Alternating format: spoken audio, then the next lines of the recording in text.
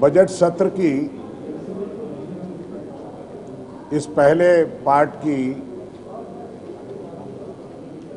Bharatiya Janata party संसदीय दल की यह अंतिम बैठक थी।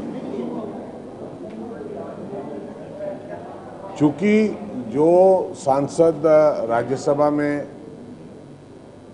2 अप्रैल को रिटायर कर रहे हैं, ये उनकी भी अंतिम बैठक थी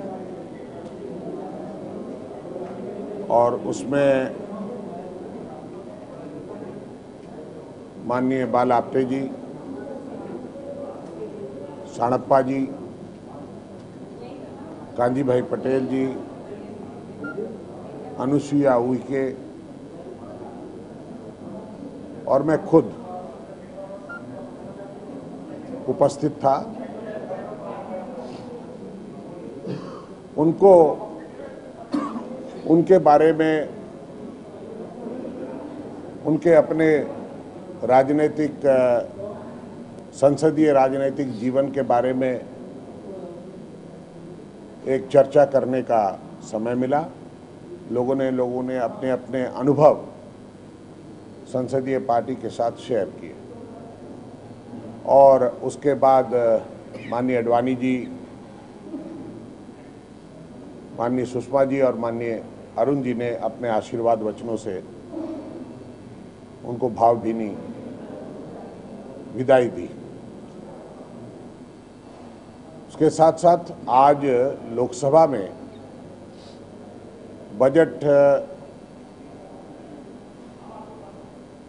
का भाषण असल में कल करीब रात 10 बजे तक बैठकर चर्चा होनी थी। कल महत्वपूर्ण विषयों के कारण लोकसभा चल ना पाई और आज हमारे तरफ से कैलाश जोशी जी और अंततः यशवंत सिन्हा जी प्रणब बाबू के पहले बोलेंगे और उसके बाद बजट पास होगा। वहाँ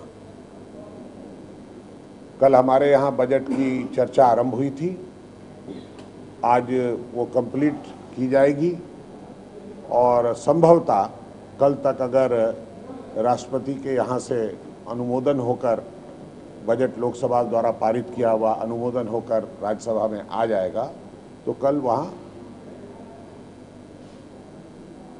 पारित किया जाएगा। सभी सांसदों को लोकसभा में उपस्थित रहने के लिए कहा है क्योंकि हमने कुछ मांगे रखी हुई हैं और उन मांगों को मानने के लिए आग्रह किया हुआ है।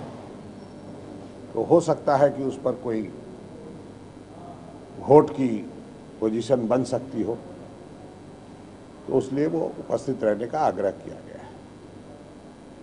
इतना ही कहना था।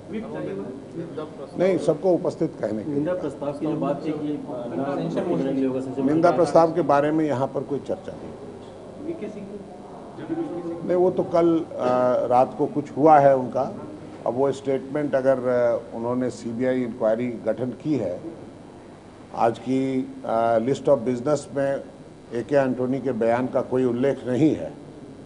वो उल्लेख होना चाहिए, सदन में बताना चाहिए कि उन्होंने सीबीआई इंक्वायरी बैठाई है और सीबीआई इंक्वायरी का टर्म्स एंड रेफरेंस क्या है वो हम लोग जानना चाहेंगे।